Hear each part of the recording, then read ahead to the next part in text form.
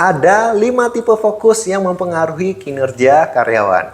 Yang pertama, ada karyawan yang dia fokusnya kepada reward. Jadi kalau misalnya dia mendapatkan hadiah, mendapatkan bonus, mendapatkan tunjangan, dia akan semakin semangat bekerjanya. Tapi kalau misalnya nggak ada reward, maka dia akan lesu. Dia akan ngerasa bahwa kalau misalnya saya bekerja lebih baik juga nggak ada hasilnya, sama aja dong sama teman saya yang malas. Ketika ada reward, dia akan memberikan performa yang lebih baik.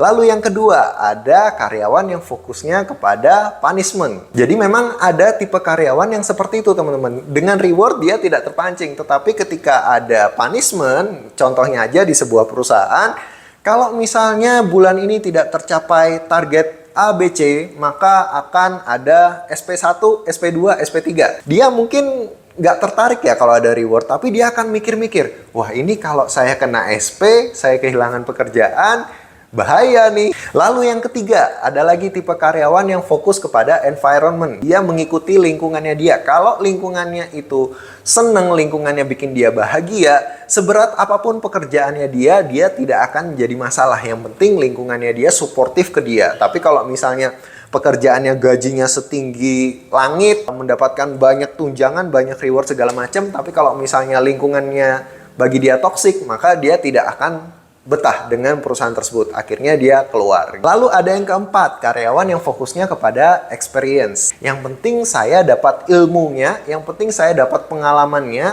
yang penting saya bisa bekerja di sini supaya memperbaiki CV saya, supaya saya dapat pengalaman. Jadi dia nggak peduli tuh ada reward, nggak ada reward, atau misalnya punishmentnya seberat apapun, dia nggak peduli. Selama dia bisa mendapatkan experience di situ, maka dia akan stay di perusahaan itu. Ada loh orang-orang yang memang dia udah digaji tinggi, udah jabatannya besar, dan posisinya udah enak banget, tetapi akhirnya dia resign. Kenapa? Karena dia nggak mendapatkan sebuah experience yang baru. Akhirnya dia resign, alasannya saya butuh tantangan yang lebih berat.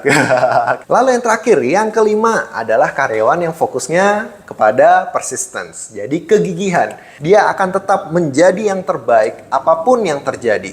Apapun kendalanya di dalam perusahaan tersebut. Biasanya tipe-tipe orang yang seperti ini di dalam perusahaan, biasanya nggak lain nggak bukan adalah pemilik perusahaan itu sendiri. Walaupun mungkin dia bukan business owner, tetapi saya yakin cepat atau lambat orang yang memiliki tipe fokus kerja seperti ini, pasti cepat atau lambat dia juga akan memiliki bisnis sendiri, teman-teman. Sebenarnya 5 tipe fokus tersebut ada semuanya di dalam diri kita masing-masing. Tinggal mana yang paling dominan di setiap harinya di saat kita bekerja.